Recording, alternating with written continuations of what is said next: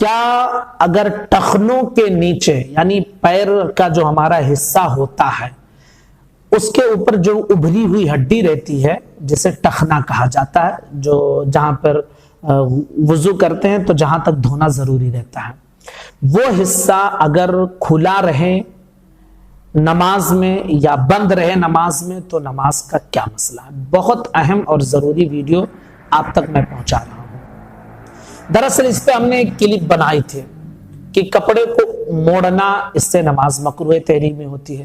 اب ساتھیوں کا سوال ہے کہ اگر اوپر سے ہم یعنی جہاں پینٹ کا حصہ رہتا ہے وہاں سے موڑ لیں ایسا، یا پھر جو ہے نیچے پائچی الٹا نہ موڑے اندر سے اس طرح موڑ لیں، تو کئی چیزیں پوچھی گئی ہیں۔ آج کے اس ویڈیو میں اس کو کور کر کے آپ کے سامنے پیش کرتا ہوں۔ دیکھیں، ایک چیز آپ بنیادی طور پہ یاد رکھیے کہ اصل مقصد یہ ہے کہ ٹخنوں کے نیچے کپڑا نہیں ہونا چاہیے، یہ اصل مقصد ہے، کیونکہ یہ متکبر گھمنڈی لوگوں کی علامت اور پہچان بتائی گئی ہے کہ وہ ٹخنوں کے نیچے کپڑا رکھتے ہیں۔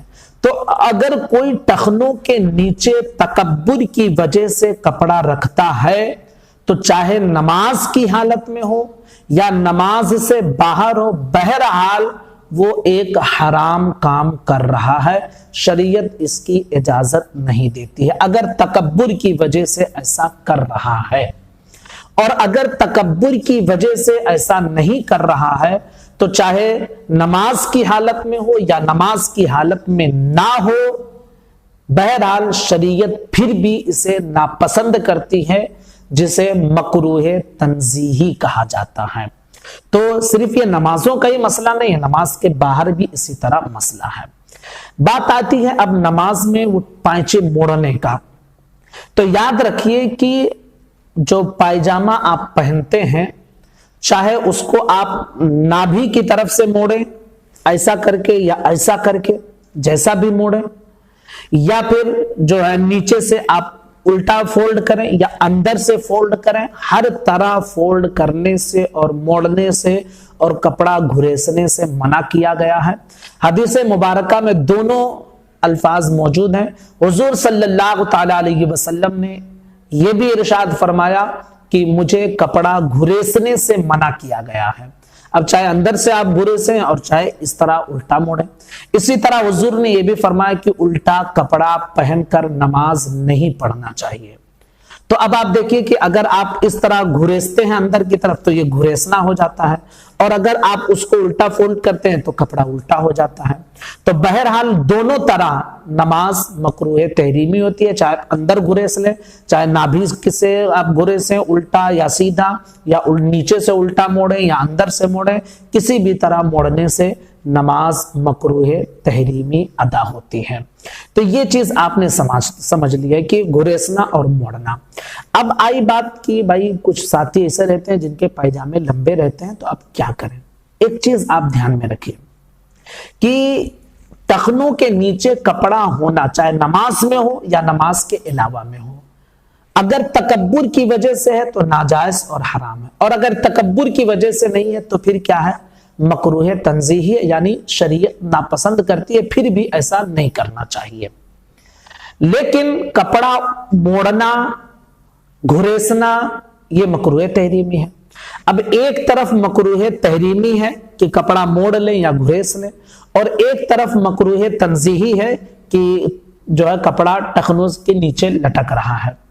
دونوں طرف اگر آپ چھوڑ دیتے ہیں کپڑا تو ٹخنوں کے نیچے جائے گا جو مکروہ تنزیہی ہے، موڑ لیتے ہیں یا گھریس لیتے ہیں تو مکروہ تحریمی ہے۔ اب دونوں طرف مکروہ موجود ہے، لیکن ایک مکروہ تحریمی ہے اور ایک مکروہ تنزیہی ہے۔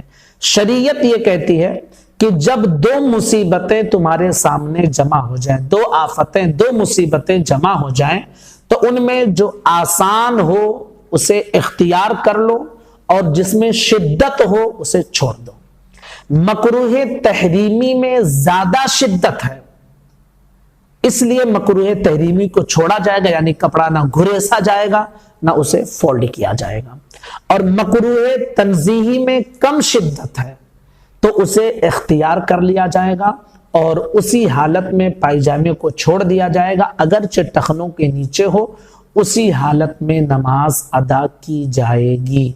और यही सही तरीका, अगर आपने फोल्ड किया अंदर से, बाहर से, ऊपर से, नीचे से, कहीं से भी फोल्ड किया तो या तो वो घुरेसना कहलाएगा या फोल्ड कहना कहलाएगा, और दोनों सूरतें नमाज में या जो है मकरूह तहरीमी है।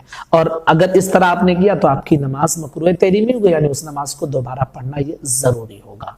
अब इसमें एक सवाल ये आता है कि लुंगी भी तो इस तरह मोड़ते हैं, तो देखिए कि लुंगी के पहनने का तरीका ही वही है, इसलिए वो आदत के खिलाफ नहीं है, और तमाम फुक़हाए किराम, उलमाए किराम उस तरह लुंगी उसी तरह पहनते हैं, उसी तरह मोड़ते हैं, और उसके पहनने का तरीका ही वही है।